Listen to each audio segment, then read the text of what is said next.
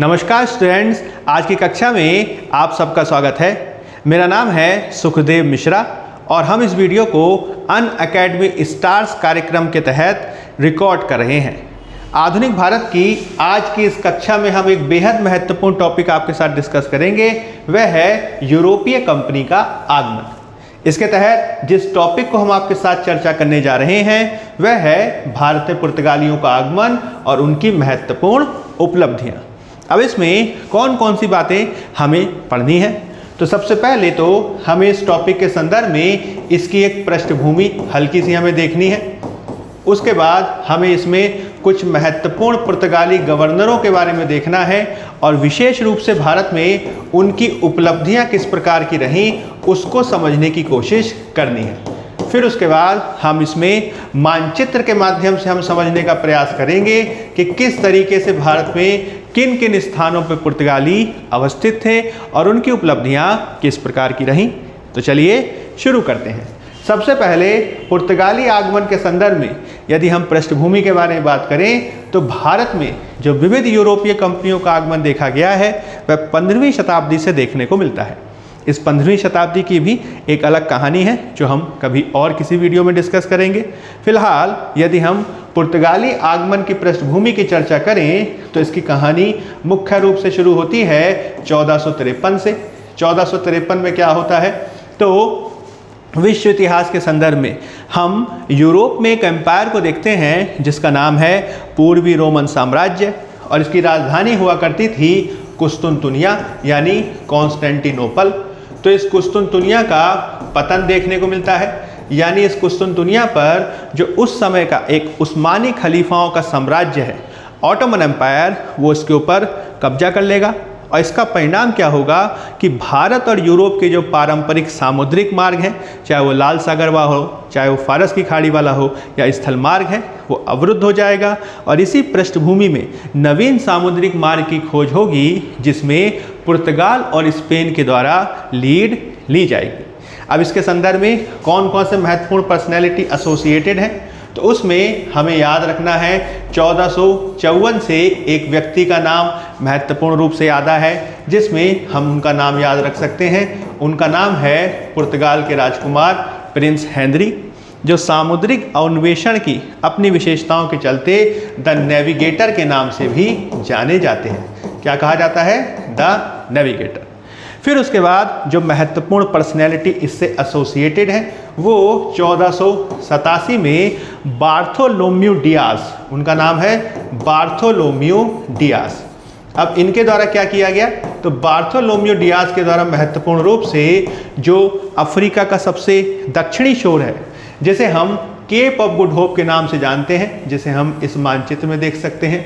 जैसे मान लीजिए अगर हम इस अफ्रीका को देखें तो यहाँ पे सबसे दक्षिणी छोर पर हम एक केप ऑफ गुड होप को देखते हैं, केप ऑफ गुड होप को देखते हैं, जिसे हिंदी में उत्तम आशा अंतरीप कहा जाता है। इसकी इन्होंने खोज की, या ये कहा जा सकता है कि अफ्रीका चक्कर लगाते हुए केप ऑफ गुड होप तक पहुँचे और इनको इस बात का यकीन था कि इन्होंने भारत का मार्ग खोज लिया है। अब इसी को आगे बढ़ाते हुए फाइनली 1498 में 1498 में आपको याद रखना है पुर्तगाली नाविक वास्को डी गामा पहुँचेंगे भारत के कालीकट के तट पर और एक नया इतिहास रचा जाएगा। फिर उसके बाद तो आप देखेंगे कि किस तरीके से पुर्तगालियों का भारत के अलग अलग क्षेत्रों पर कब्जा देखने को मिलता है। इसमें सन 1500 में एक दूसरे पर्सनैलिटी का नाम आप याद रख सकते हैं जिनमें उनको जाना जाता है पेड्रो अल्बारेज कैब्राल के नाम से। इन्हें शॉर्ट में कैब्राल भी कहा जाता है। अभी जो कैब्राल हैं इनको इतिहास में सबसे ज़्यादा प्रसिद्ध माना जाता है ब्राज़ील की खोज के लिए। इनके द्वारा जिस जहाजी बेड़े का नेतृत्व किया गया था वह सबसे पहले कालीकट के क्षेत्र में बसा। हालांकि इनकी पॉलिसीज़ को लेकर इनका कालीकट के जमोरिन राजा से विवाद हो जाएगा और बाद में ये कोचीन चला जाता है और वहीं पर आप देखेंगे कि धीरे धीरे पुर्तगाली अपने आप को बसाएंगे और कोचीन में ही 1503 में पहला दुर्ग बनाया जाएगा जिसे हम फोर्ट इमैनुअल के नाम से जानते हैं। फिर उसके बाद तो एक नया क्रम शुरू होता है जिसे हम पुर्तगाली गवर्नरों की श्रृंखला को कहते हैं। इन पुर्तगाली गवर्नरों में 3 महत्वपूर्ण हैं। एक का नाम है फ्रांसिस्को दी अल्मीडा, दूसरे व्यक्तित्व हैं अल्बुकर्क और तीसरे के रूप में आप नीनो दी कुन्हा को याद कर सकते हैं। इनकी अगर मैं शॉर्ट में उपलब्धियां बताऊं तो मुख्य रूप से आप याद रखेंगे कि अल्मीडा को पहला पुर्तगाली गवर्नर माना जाता है और ये हिंद महासागर पर एकाधिकार की पॉलिसी को लेकर आया जिसे ब्लू वाटर पॉलिसी कहते हैं। इसके लिए इसने बहुत सारी लड़ाइयाँ भी लड़ी। उसके बाद जो दूसरा महत्वपूर्ण पुर्तगाली गवर्नर है वह अल्बुकर्क कहलाता है, जो पुर्तगाली शक्ति का वास्तविक संस्थापक रहा था। इसकी जो सबसे बड़ी उपलब्धि रही है वह रही है 1510 ईस्वी में, जब इसने यूसुफ आदिल शाह नामक बीजापुर के सुल्तान से गोवा को छीन लिया और ये गोवा जो है वह नीनो दी कुन्हा के समय में पुर्तगालियों की राजधानी बन जाएगा। इसके अलावा आपको यह भी ध्यान रखना है कि 1510 में ही इसने उस समय के विजयनगर शासक कृष्णदेव राय से भटकल नाम के स्थान पर एक किला बनाने की अनुमति को भी प्राप्त किया था, जिसमें बाद में उन्होंने किला भी बनाया।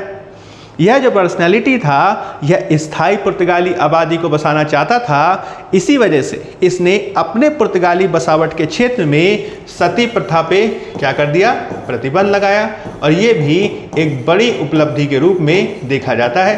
यानी 1829-30 में जब राजा राम मोहन राय के नेतृत्व में लॉर्ड विलियम बेंटिक के द्वारा सती प्रथा पर बैन लगाया गया था, उससे कई शताब्दियों पहले यह कार्य अल्बुकर्क के द्वारा किया गया।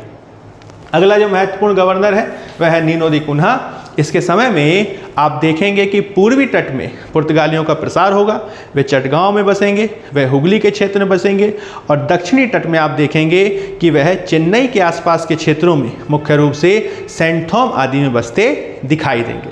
यानी समय के साथ अगर हम समय के आधार पर देखें तो 1498 से लेकर 1598 तक के लगभग 100 साल के वर्षों में इनका जो महत्वपूर्ण विस्तार रहा है वह है गोवा, दमन, दीव के अलावा कालीकट, कोचीन, साष्टी, बसई, चौल और पूर्वी तट में सेंट थॉम और चटगांव आदि के क्षेत्रों में देखा जा सकता है। अब इसको अगर मैं आपको एक मानचित्र के माध्यम से दिखाने का प्रयास करूं तो इस मैप में आप देख सकते हैं कि किस तरीके से यह एक यूरोप देखने को मिल रहा है और इस यूरोप में ही 2 महत्वपूर्ण देश हैं जिसमें आप यहाँ पे देख सकते हैं, यह आपको पुर्तगाल दिखाई देगा और ये स्पेन। इनके द्वारा ही नवीन सामुद्रिक मार्गों की खोज की जाएगी। अब इसके संदर्भ में आपको ध्यान रखना है कि ये लगातार आगे बढ़ते जाएंगे और इनके द्वारा क्या कार्य किया जाएगा। तो ये मुख्य रूप से आप यहाँ पे देख सकते हैं कि वास्को डी गामा जिस रास्ते से आया है वो इस मानचित्र में दिखाया गया है, जिसने लिस्बन से इस कार्य को प्रारंभ किया और वे आगे बढ़ते बढ़ते यहाँ पे किस तरीके से देखिए वह जो है कालीकट के बंदरगाह तक पहुँचता है।